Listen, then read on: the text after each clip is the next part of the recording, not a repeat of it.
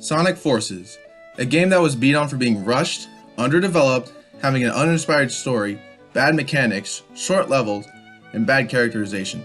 But for me, I don't hate it. I thought it was just fine, or on par if you will. Now I know what you might be thinking. You like this piece of crap? What the heck is wrong with you? Why would you like this game? It's trash! Well, to be honest, the reason I don't hate it is because I'm kind of oblivious. I'm unable to see the bad within bad games in terms of gameplay and story. Now note, I did not play the retro games before this one. I started the games at Secret Rings and really got into the franchise only a few months ago. Also, I'm not defending this game or saying why you should like this game. These are just my opinions. If you don't like it, that's fine. I respect your opinion on why it may be a terrible game. I just ask that you respect mine in return. If you want to debate in the comments, that's fine. Just be respectful. One more thing to note, I haven't tried a discussion video like this before, so expect this to be a little rough around the edges. That's just me being honest. I'm no professional, but I'll do my best for what I can do. With all that said, let's begin by discussing Classic Sonic. Personally, my favorite playable character in this game. Did I trigger you yet? Now I know people say the physics for Classic Sonic in this game are trash, but for me, I had a great time with little to no problems. This mainly comes off the fact that I did not play Sonic Generations. I was a Nintendo boy, so Generations wasn't available for Nintendo consoles. So, I got to experience the modernized Classic Sonic for the first time. I was excited to play as him for the first time as well. It was a bit hard at first, but like any game, learning the mechanics takes a bit of time. When I got the hang of it, I found myself enjoying them a lot. My favorite stage for Classic Sonic has to be the Death Egg. Probably because I'm a little biased toward sci-fi like technology. That pretty much covers it for me with Classic Sonic. All in all, I thoroughly enjoyed playing as him. Now with modern Sonic, I'm totally fine with the boost and win thing. I'm honestly one of those people who prefer to just shoot through levels as quickly as possible. Sure, there are spots where I have to slow down. That doesn't bother me as I'm able to get through those pretty quickly. The levels may be short, but they're also fun just to blast through when possible. And they feel more exhilarating once you got the hang of the physics and certain mechanics. I've even tried matching some of the world records back then. Never came close, but it was fun trying. Sonic bonding with your avatar in the game really adds a sense that your avatar is really helping. Speaking of the avatar, I might as well touch up on them now.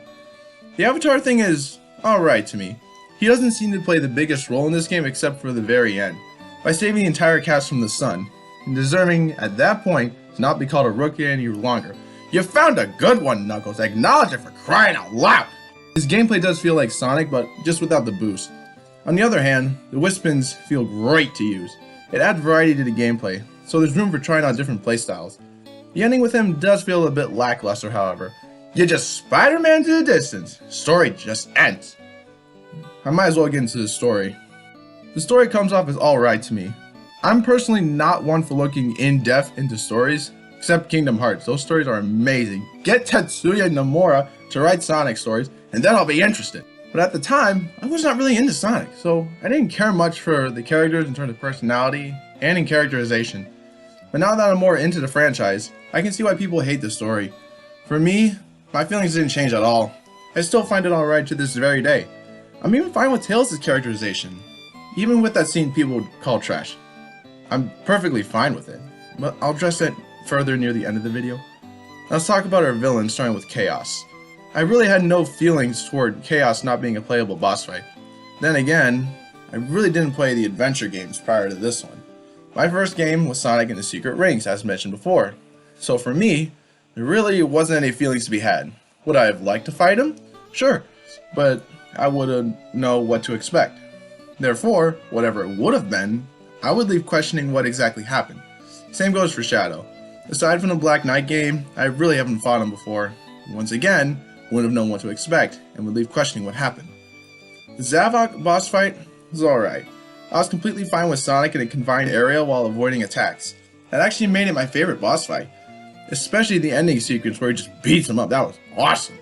Yeah, he doesn't stick around that long, but he makes a return later in the story, but not much significance there.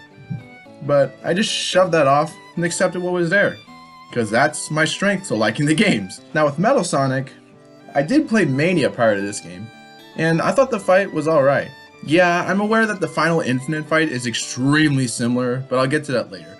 The chase down the endless bridge gave a small sense of thrill whenever I'd boost. pursuing at max speed, stopping at nothing to reach the enemy and strike a few hits on him. I didn't mind the fact that it was all rinse and repeat either.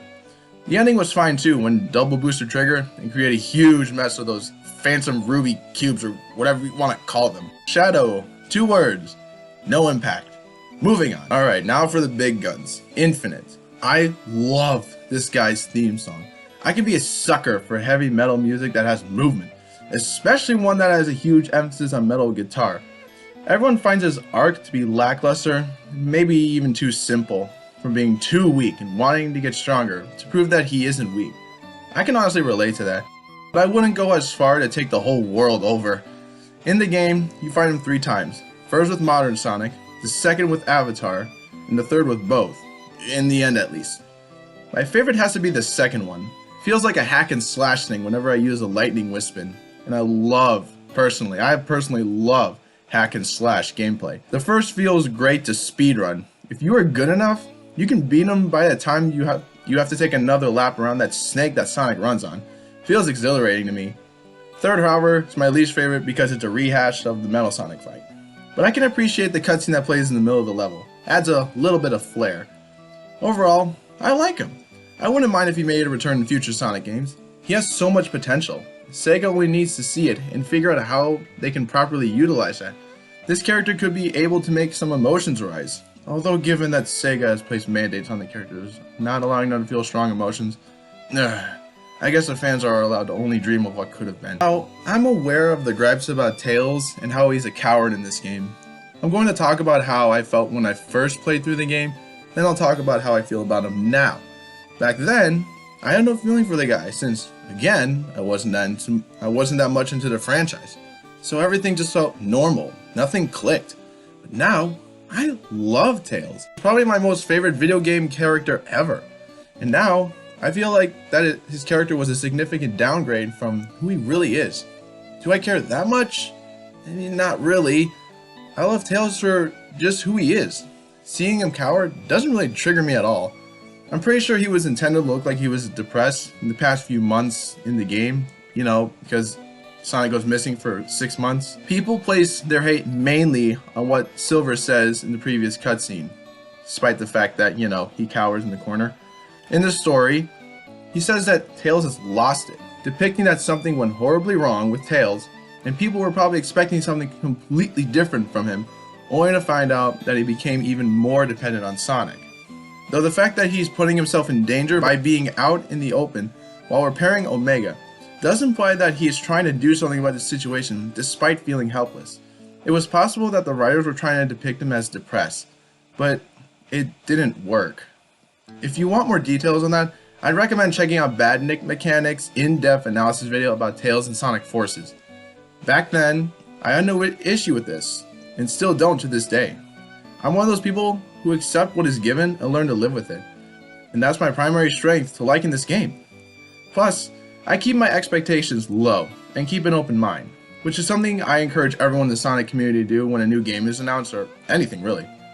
And that pretty much covers everything I want to talk about of why I like Sonic Forces. Before I end off the video, I want to give my final thoughts in the form of what I think of the game now. I still think it's alright. I don't hate it. This game is on par for what can I expect from Sonic Team nowadays. Is it the best game? Definitely not. But given the fact that the Hedgehog Engine 2 was done, it's possible that they will have more time to utilize all the engine's abilities for the next Sonic game, whenever that is. Regardless, I hope you guys enjoyed me talking about a game that no one really cares about. If you want to talk about why you like and or dislike this game, let's debate in the comments, or even join my primary Discord server. Be sure to like and subscribe if you want to see another video like this. Until then, I'll stay on fire, and we'll be ready to see you all in the next video. Take care, Sonic Warriors.